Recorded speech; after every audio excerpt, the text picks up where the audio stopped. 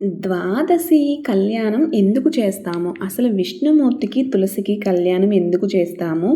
కార్తీక ద్వాదశి అంటే ఏమిటో ఈరోజైతే ఈ వీడియోలో తెలుసుకుందాం. అసలు ఈ స్టోరీ ఏంటి? విష్ణుమూర్తికి, తులసికి కళ్యాణం ఏంటి? మొత్తం అయితే ఈ వీడియోలో తెలుసుకుందాం. ఎక్కడ స్కిప్ చేయకుండా అయితే చూడండి.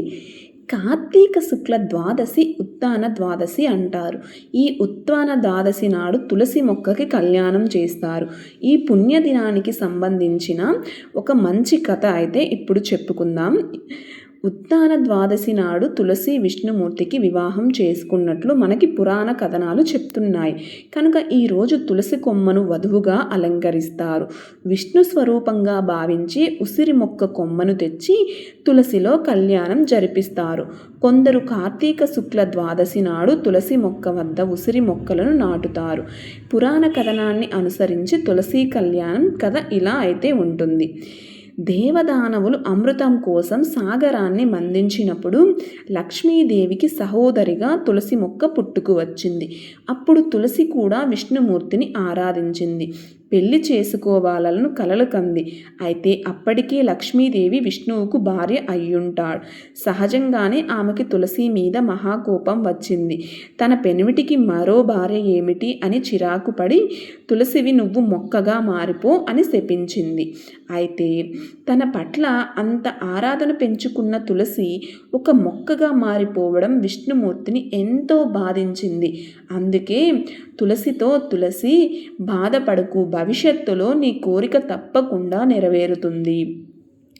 నేను శాలిగ్రామ రూపంలో ఉన్నప్పుడు నువ్వు నాకు బాగా దగ్గరవుతావు. తులసి ఆకుల రూపంలో ఇళ్లలో, దేవాలయాల్లో తులసి ఆకులను నన్ను పూజిస్తారు. అంతేకాకుండా భక్తులందరూ నిన్ను ఎంతో పవిత్రంగా భావించి ఇళ్లలో తులసి మొక్కను నాటుకొని పూజిస్తారు. నీకు నీళ్లు పోసేటప్పుడు భక్తిగా నమస్కరిస్తారు.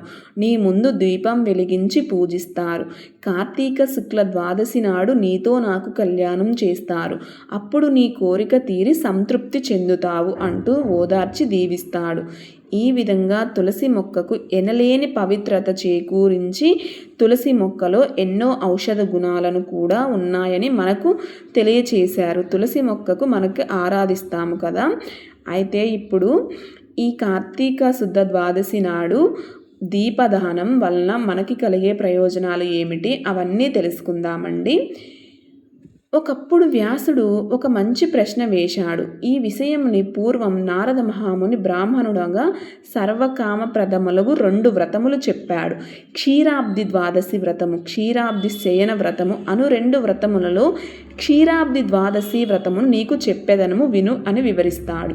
క్షీరాబ్ది ద్వాదశి నాడు, కార్తీక శుక్ల ద్వాదశి నాడు ప్రొద్దుగూకిన తర్వాత పాల సముద్రము నుండి లేచి మహావిష్ణువు సమస్త దేవతలతో కలిసి, మునులతో కలిసి, లక్ష్మితో కలిసి బృందావనముకు వచ్చి ఉండి ఒక ప్రతిజ్ఞ చేశాడు. ఏమనగా, ఏ మానవుడైనా కార్తీక శుద్ధ ద్వాదశి నాడు కళ్యాణము సర్వమునులతో దేవతలతో కూడి బృందావనమున వేచి ఉన్న నన్ను లక్ష్మీదేవితో కలిసి తులసి పూజ చేసి తులసి కథను భక్తితో విని దీపారాధన చేయును, వాడు సర్వ పాపములు వీడి నా సాజున్యమును పొందురు అని శపథము చేసినాడు. కావున నీవు పుణ్యకరమైన ఈ వ్రతమును చేయి అని వ్యాసుడికి చెబుతాడు. అయితే ఈ వ్రతము ఎలా చేశారో మొట్టమొదట ఎవరు చేశారో తెలుసుకుందాం. అది విని ధర్మరాజు, అయ్యా, ఈ వ్రతమును చేయవలసిన విధానం ఎట్టిదో నాకు చెప్పమని అడుగగా వ్యాసుడు ఇలా చెబుతాడు. ధర్మరాజా, ఏకాదశి నాడు ఉపవాసము చేసి ద్వాదశి పారాయణ చేసుకొని కాలముల మరల స్నానము చేసి శుచి అయిన తులసి కోట దగ్గర చక్కగా శుద్ధి చేసుకొని 5 వన్నెల ముగ్గు పెట్టి పలు విధముల అలంకరించి తులసి మాలతో లక్ష్మీ సహితుడైన విష్ణువును తులసి భక్తితో సర్వోపచారములతో పూజించి నైవేద్యము తర్వాత కొబ్బెర, బెల్లము, ఖర్జూరము, అరటిపండ్లు, చెరుకు ముక్కలను సమర్పించి తాంబూల నీరాజము నొసిగి మంత్రపుష్పము పెట్టి పూర్తి చేసి తులసి సహిత లక్ష్మీనారాయణ మహత్యము, దీపదానం ఫలము వినాలి.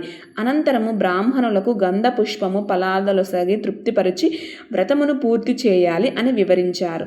అయితే దీపదాన మహిమ తెలుసుకుందాము. ధర్మరాజు అది విని దీపదాన మహిమ చెప్పమని అడగగా వ్యాసుడు ఇలా చెబుతాడు, యుధిష్ఠిరా, దీపదాన మహిమను చెప్పగలుగును. కార్తీక శుద్ధ ద్వాదశి దినమున బృందావనము సమీపన దీపదానము చేయవలను. ఒక దీపదానము ఉపపాతకము పోవును. 100 చేసిన విష్ణు సార్యరూపము కలుగును. అంతకెక్కువగా చేస్తే ఆ ఫలము నేను చెప్పలేను. భక్తితోనొక వత్తితో దీపము పెట్టి బుద్ధిశాలి యగును. 4 వత్తులు వేసి వెలిగించినా రాజగును. 10 వేసినా విష్ణు సార్జున్యము నొందురు. 1000 వత్తులు వేసినచో విష్ణు రూపము పొందురు. ఇది బృందావనములో చేసిన ఎడల కురుక్షేత్రమందు చేసిన ఫలము కలుగును. దీనిని ఆవు నెయ్యితో వెలిగిస్తే మంచిది. నువ్వుల నూనెలతో మంద్యము, తేనె మూదతో అధమము, ఇతర రకములైన అడవి నూనెలు కనీసం ఆవు నెయ్యి జ్ఞాన మోక్షముల నొసగును. నువ్వుల నూనె సంపద కీర్తునిచ్చెను. ఇప్ప నూనె భోగప్రదము, అవడవి నూనె కామ్యార్థప్రదము. అందులో ఆవ నూనె మిగులు కోరికలనిచ్చును. అవిసె నూనె శత్రుక్షయకారి, ఆముదము ఆయుష్యును నాశనము చేయును. బర్రె నెయ్యి పూర్వజన్మ పుణ్యమును తొలగించును. వీనిలో కొంచెమైనా ఆవు నెయ్యి కలిగిన దోష పరిహారం అగును. ఈ దీపదానము వలనే ఇంద్రులు వారి వారి పదవులకు దొరికినవి. దీని వలన అనేక మహిమలు కలుగును. ద్వాదశి నాడు దీపారాధన చేసి శూద్రరాత్రులు ముక్తి పొందుతారు. బృందావనమందొక మండపము కట్టి వరుసగా దీపపక్తులు పెట్టియున్న ఎవడు చూసి ఆనందపడునో వాడి పాపములన్నీ పోవును. ఈ దీపదాన మహిమ విన్నవారు, చదివిన వారు మోక్ష ప్రాప్తులగురు అని చెబుతారు. అది విని ధర్మరాజు ఎంతో ఆనందంతో పొంగి తులసి మహత్యము చెప్పమని కోరగా వ్యాసుడు ఇలా చెబుతాడు, తులసి మహిమ పూర్తిగా బ్రహ్మ కూడా చెప్పలేడు. అయినను బ్రహ్మ నారదుడు చెప్పినట్లుగా చెప్పుచున్నారు. ఈ కార్తీక మాసమందు తులసి పూజ చేయని వారు ఉత్తమ లోకము పొందుతారు. తుదకు ఉత్థాన ద్వాదశి నాడైన తులసి పూజ చేయని వారు 1,000,000 జన్మల చండాలులై పుట్టురు. తులసి మొక్క గురించి తెలుసుకుందాం. తులసి మొక్క పెంచిన వారు దానికెల్ల వేళ్ళు పారునో అన్ని మహాయుగములు విష్ణులోకమందరూ తులసి ధనములు కలిసి నీట స్నానమాడిన వారు పాపమును వదిలి వైకుంఠమునకు పోవుదురు.